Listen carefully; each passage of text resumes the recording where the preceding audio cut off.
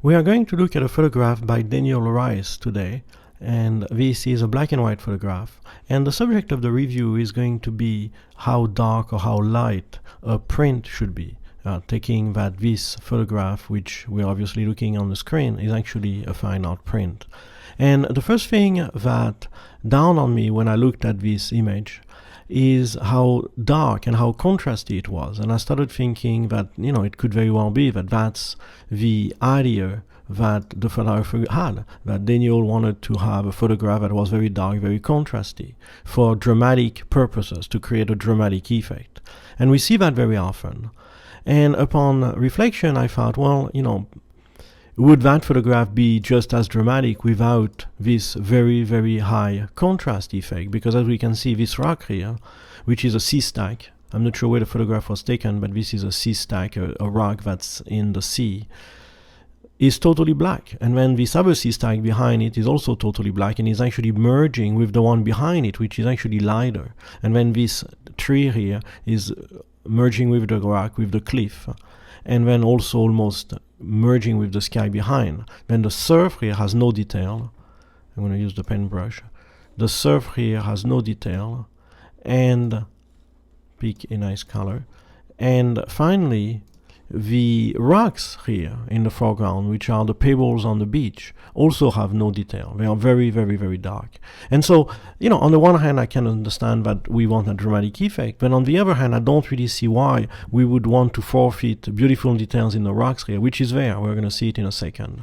And detail in the surf, and outlining this sea stack against the other sea stack, or separating this tree from the cliff and from the sky. And I'm not saying that I can do all of this because the photograph is so dark that I can only recover, so much, right? But the bottom line is that I'm going to try and see, what we can do here. Okay, so this is what we are going to do. I created a number of layers. They're here. I'm going to move it away so that we can see just the photograph. One is a shadow highlight brightening layer to open the shadows and darken the highlights. The other one is a curves layer. And so I'm going to first click on the shadow highlight layer. And as you can see, a dramatic change. Immediately we have brightened the whole scene. We can start to see the sea stack separating from the one behind it. And that's why I know that it's in front of it, because I did this manipulation before, this tonal adjustment before. We can see a whole lot more in the clouds.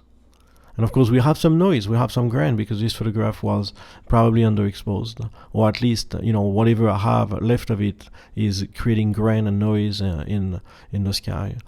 And we are starting to see some details in the rocks in the foreground, and that's why, again, I know that these rocks have some detail. They actually have some very nice highlights, okay, that we are starting to see. So this becomes an interesting part of the image. So the second thing that I did was a curve adjustment layer to brighten some more and darken other areas, using erasing the curve in some areas to make sure that I got exactly what I wanted. And this is what happened after the curve, okay. Again, we have now even more detail in the rocks here, so we can see how we catch the light. This is actually an area of very, very high contrast, of very high interest. And then we got rid of some of these nasty shadows here, and the tree is now separated even more against the sky. We can see through the branches here, and we can see even more the separation between that sea stack and the one behind it. And then now we're starting to get some details in the surf, okay, which we started having here, and we kept here because I erased that area of the curve. Okay, so this is what we started with. Very, very dramatic and very dark. No detail in the surf, no detail in the rocks, okay, no detail here, no separation here, big black areas here and here. And this is what we ended up with, okay, after we did all of the changes. And so this is what we ended up with after I did this simple manipulation, this simple enhancement of the contrast of this scene. And we are far from having a perfect contrast situation here. We have some problem with the noise. We did not recover any detail in this rock because it was so far gone. and we have some nasty things here, and we could probably do better on the cliff and do here.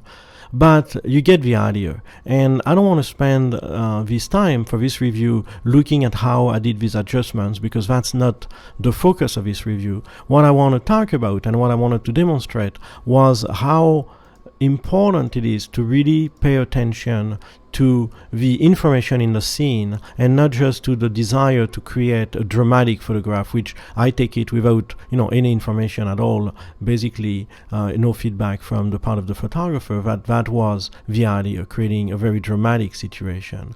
And suddenly that's achieved. If we look at this here, what we can see is that there's a sort of halo effect here, where the brightness is in the center and then there's darkening around the borders.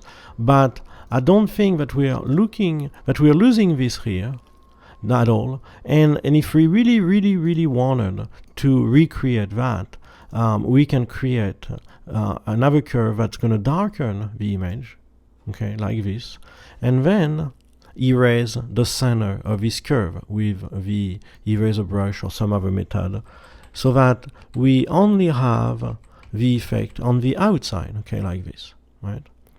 So here, we're doing this, and we can see this mask like that, okay, and this is done very, very rapidly. And so now with this new curve, we are darkening the borders and keeping the center of the photograph intact, okay? So we achieve that goal as well. And if that doesn't do the job, we could actually make this darker, okay? We don't want to go too far because we would lose what we gained before. I don't think, we really want to go that far with this. But if that's the idea, it can be done, okay? It's not difficult. We can suddenly darken the borders of the image like we did in the darkroom, darkening the edge. It's actually something that's traditionally done. I do in most of my prints, darken the borders. But the idea here, the main overriding concern that I want to address, is the desire on the part of some photographers, because it's not specific to Daniel, it's also a lot of my students that make that same mistake, that they think that we are going to create a dramatic image by having a sort of black and white, totally black areas, totally almost pure white areas in the scene. For example, you see that in black and white like we have here. You also see it in color, where somebody would photograph a sunset and you have totally black shadows, pure reds in the sky, and a little bit of blue, and that's it. That's the photograph. Extremely short range of tones and very, very saturated range of tones as well, and then pure blacks and pure whites. Very, very dramatic, there's no doubt about that, but also very unsophisticated.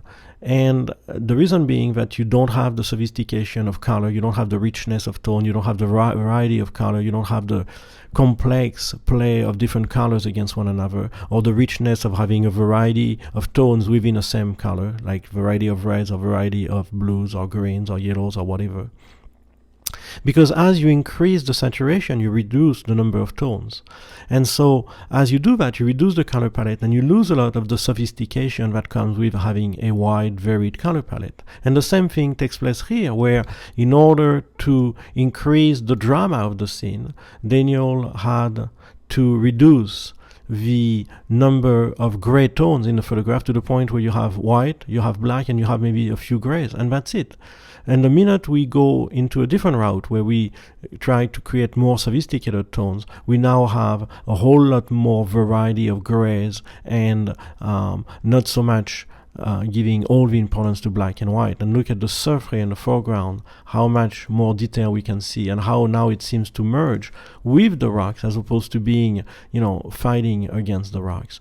And so drama in a photograph is certainly a very, very commendable goal. I think we want to create drama in certain photographs, but there is more than one way to create drama. The black and white, chalky, extremely dark, extremely contrasty image is one approach, but it's not the most sophisticated. A more sophisticated approach is to keep this concept of having dark areas and light areas, but try to expand the range of tones between pure black and pure white to create a more sophisticated image while retaining the drama of the image. And that's what I've tried to do here with the little information that I had in this JPEG. This is a very, very small photograph.